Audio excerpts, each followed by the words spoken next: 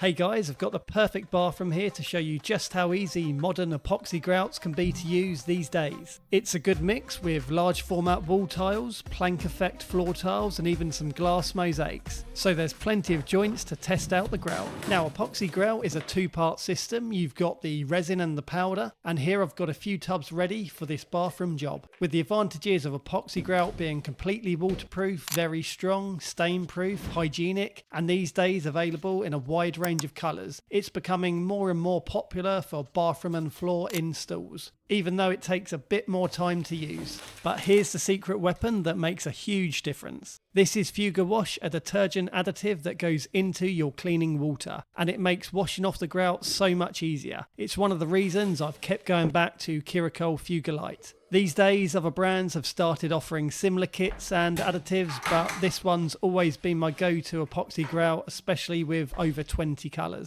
Okay, let's jump into it. So what I'd recommend for this is a couple of buckets of clean water, a sponge or two, a drill with a mixing paddle, your trowel and a grout float.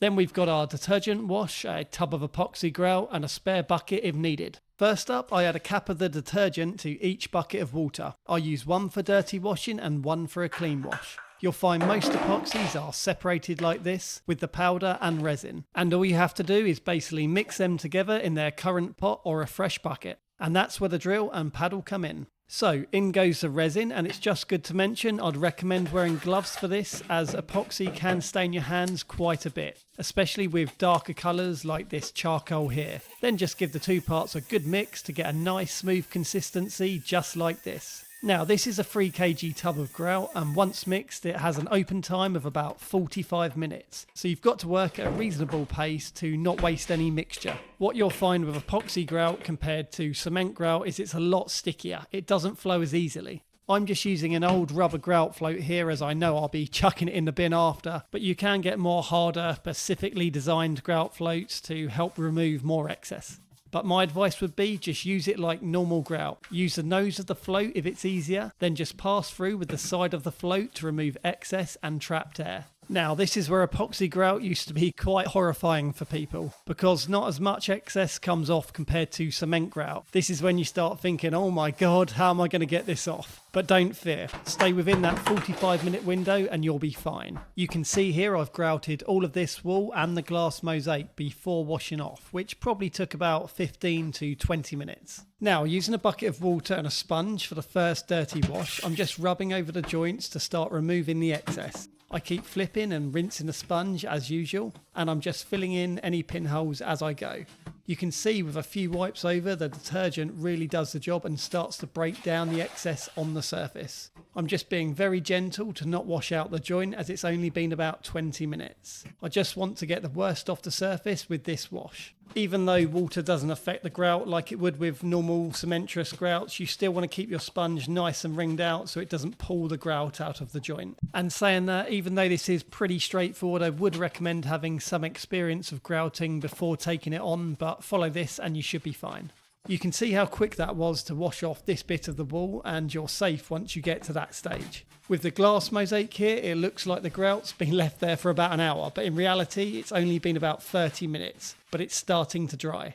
Again, it's easy to panic here, but once that additive starts going on, it begins breaking down and comes off the surface with a couple of passes. The longer it's on, the more you have to work, but as long as you're within those drying time limits, it will clean off. When it's a bit tougher, rubbing in circles or different motions also help to break it down and get it moving. Like I said before, once you've got that first stage out of the way, the second clean wash is pretty chill. Just clean it all up nicely and shape the joints. So I've given the walls a second clean wash now, and the same here with the mosaic. I just go over it with my fresh bucket of water, and by this time the epoxy is starting to turn in the joint. So I can just get it all nice and smooth, keeping a firm sponge. It's been about 15 minutes between washes, and 2 washes should be enough now until it's all cured. I'll show you an example of being a bit on the limit on the floor here. I've grouted all the walls, and what I've got left in the bucket I'm going to use up on the floor. It's been open for about 30 minutes, so I've got to get it out of the bucket and onto the floor as quick as I can, because it will start to turn and I'll waste the product. You can noticeably see I'm having to work a lot harder to spread the grout. It's also trickier to remove the excess from the surface at this point.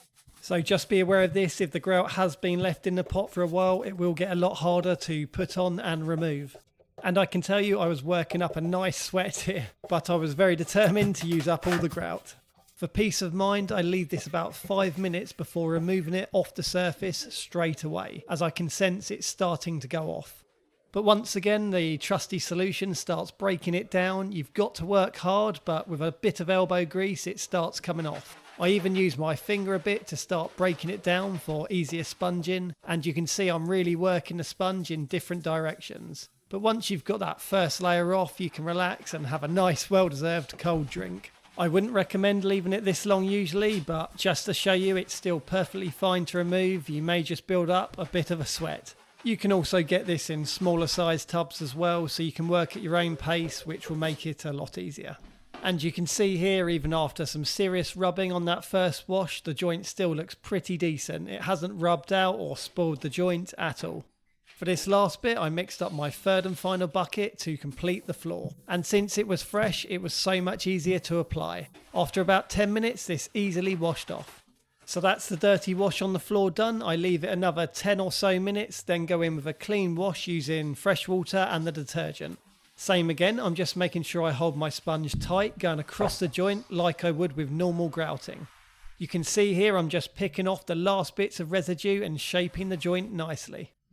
And there we go, that's the bathroom all done. Considering it was a dark colour with multiple joints, that only took a couple of hours. The next important thing with epoxy is to leave it overnight and come back the next day to give the whole thing one last clean wash with the detergent. And I'll show you here how that all came up once it was done. So it's all dried to colour nicely now, and you can see the joint is very smooth with no sag. I'd say considering how much it gets washed, it might even hold a better joint than cement grout. This joint will now be absolutely rock solid, stain proof and 100% waterproof, meaning it will keep this bathroom easy to clean and looking like this for years to come. That's why epoxy grout being easier to use is becoming more and more popular these days. Be careful on ceramic tiles though, as it will dry very quickly. I'd probably avoid those and just stick to porcelain with the epoxy grout. Also, if you have fewer joints, you could use the epoxy in a tube by GoPoxy, which is a very good simple product for beginners. I'll leave details in the description for those products, and you can click right here for my in-depth breakdown of the pros and cons of epoxy versus regular cement grout. Well, I hope you enjoyed that insight, guys. Take care, and I'll catch you in the next one.